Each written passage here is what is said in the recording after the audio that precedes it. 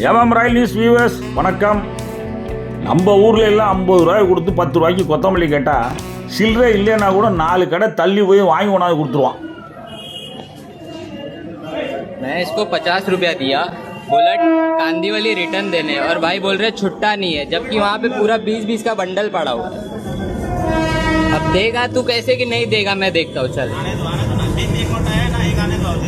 हाँ नहीं, पहले मेरे को टिकट चाहिए भाई। डिस्टर्ब कर रहे हो, अभी बोला आरपीएफ को। आपके पास छुट्टा नहीं है, आप ऐसा बोल रहे हो। वो भी ना नहीं है, मैं नहीं डिस्टर्ब किसी को नहीं करने का।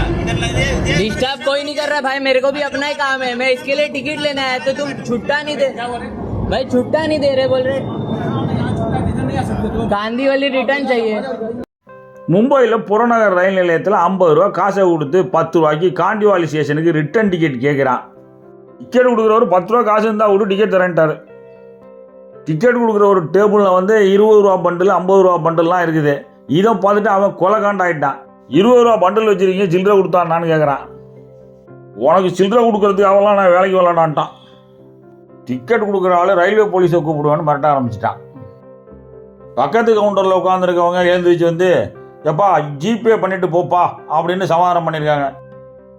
அதான் சில்லறை வச்சிருக்கியே குடியான்னு சொல்லலை கூட இருக்கிறவங்க.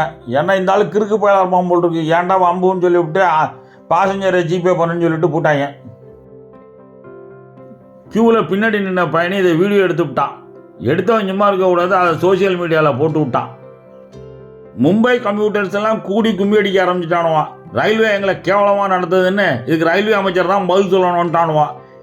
இந்த சில்லறாக்க போது ரயில்வே போர்டு வரைக்கும் போயிட்டு வெஸ்டர்ன் ரயில்வே எம்ப்ளாயியை சஸ்பெண்ட் பண்ணி பிரச்சனைக்கு முற்றுப்புள்ளி வச்சுட்டு 5000 ரூபாய்க்கு ஆண்ட்ராய்டு ஃபோன் வாங்கி 500 ரூபாய்க்கு மாதம் டேட்டா போடுற வசதி இருந்தால் அவன் ஏன் இங்கே வந்து நிற்க போகிறான்?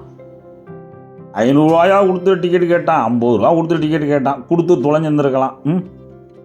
இப்போ யாருக்கு நட்டம்? வீடியோ பிடிச்சிருந்தா லைக் பண்ணுங்கள், மறந்துடாமல் சப்ஸ்கிரைப் பண்ணுங்கள், ஷேர் பண்ணுங்கள். வணக்கம்.